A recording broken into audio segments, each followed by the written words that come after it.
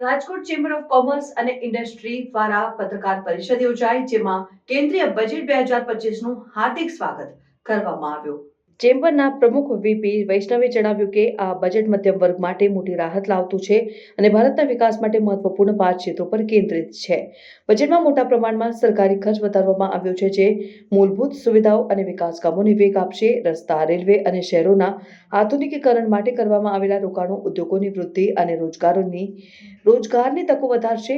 આરોગ્ય ક્ષેત્રમાં મોટું રોકાણ કરવામાં આવ્યું છે, જેમાં નવી હોસ્પિટલો, તબીબી સંશોધન કેન્દ્રો અને ગ્રામ્ય આરોગ્ય સેવાઓને મૂળભૂત બનાવવા માટે ખાસ વ્યવસ્થા કરવામાં આવી છે।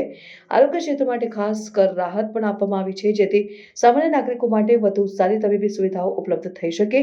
રોજગારના નવા અવસર ઊભા કરવા માટે ખાસ પ્રોત્સાહનો આપવામાં આવ્યા છે। સ્ટાર્ટઅપ્સ, એમએસએમઈ અને કુશળતા વિકાસ કાર્યક્રમો માટે ખાસ નીતિઓ રજૂ કરવામાં આવી છે, જે યુવા ઉદ્યોગ સાહસિકો અને નાના ઉદ્યોગોને આગળ વધવામાં મદદ કરશે।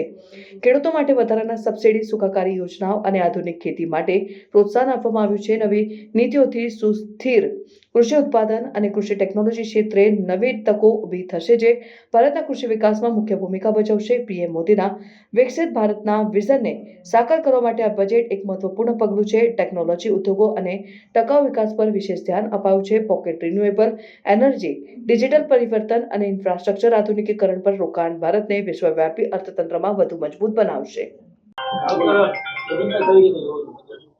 આજે જ્યારે આપણા નાણામંત્રી નિર્મલા સીતારામનજીએ જે આ બજેટ રજૂ કર્યું એ ખૂબ જ આવકારદાયક છે।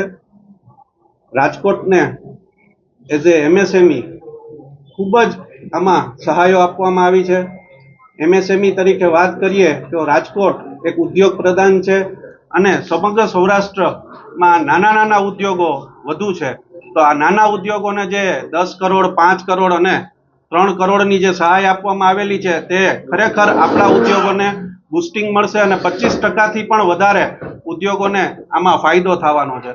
ખાસ તો આ બજેટમાં જે કૃષિ પ્રધાન અને ઉદ્યોગ ક્ષેત્રને બહુ જ સારી રીતે જોડવામાં આવેલું છે અને ઉદ્યોગોને જે પ્રોત્સાહન આપવામાં આવેલું છે, તે ખરેખર એઝ એ ઉદ્યોગકાર તરીકે રાજકોટને અને સમગ્ર ઉદ્યોગકારોને આ બજેટ ખૂબ જ ફાયદારૂપ થવાનું છે। અલગ અલગ ક્ષેત્રોમાં પણ ખૂબ જ સારી યોજનાઓ અને સારી સહાયો આપવામાં આવેલી છે। ઓવરઓલ જોઈએ તો આ જે જ્ઞાન બજેટ છે એ ખૂબ જ સારું છે, આવકારદાયક છે। જી, આજ રોજ જે નિર્મલા સીતારામનજીએ બજેટ રજૂ કરેલ છે એ ઓલ ઓવર આપણે કહીએ તો સારું કહી શકાય, પરંતુ અમારે જે સોના ચાંદીમાં ઉદ્યોગકારોને જે ડ્યુટી ઘટાડવાની માંગણી હતી, 6%થી ઘટાડી 3% કરવાની માંગણી હતી, એ હાલ સ્વીકારેલ નથી।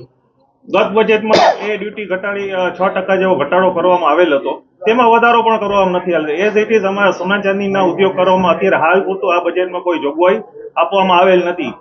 અમારી માંગણી કહી શકીએ તો અલગ અલગ માંગણીઓ અમે કરેલ હતી કે સોનાની જે કઈ આયાત થાય છે એ Gandhinagar gift city India international bullion exchange દ્વારા જ ખાલી એક થતી હોય તો એક ઓર્ગેનાઇઝ સેક્ટર તરફ આ થઈ શકે। બીજું કે જ્વેલરીની જે ખરીદી થાય છે એમાં પણ ઈએમઆઈ ની છૂટ આપવી જોઈએ, કેમ કે આજકાલ જે સોના ચાંદીના ભાવો જોઈ રહ્યા છે તો નાનો અને મીડિયમ વર્ગ છે એને ખરીદીમાં ઈએમઆઈ દ્વારા સોના ચાંદીની ખરીદી શકે, તો આવું પગલું જો આવકારદાયક થાય આવનારા બજેટમાં હજી, તો અમારી એ માંગણી છે કે જેથી કરીને નાના લોકો સોના ચાંદી લઈ શકે અને પોતાના ઘરમાં, આપણે ભારત જે દેશ છે એ ખેતી પ્રધાનની સાથે સોનામાં પણ મોખરે છે, તો આવા આવનારા દિવસોમાં બજેટમાં ધ્યાને રહે તેવી અમારી આશા અને અપેક્ષા છે। ઓલ ઓવર આપણે બજેટ જોઈએ તો જે એમએસએમઈ ની લોન મર્યાદા છે 5 કરોડથી વધારી અને 10 કરોડ કરી, તે પણ એમએસએમઈ માટે ખૂબ આવકારદાયક છે અને ટીડીએસ ટીસીએસ ના સ્લેબમાં ઘટાડો કરશે તો એ પણ એક એમએસએમઈ સેક્ટરને બૂસ્ટ મળી શકે।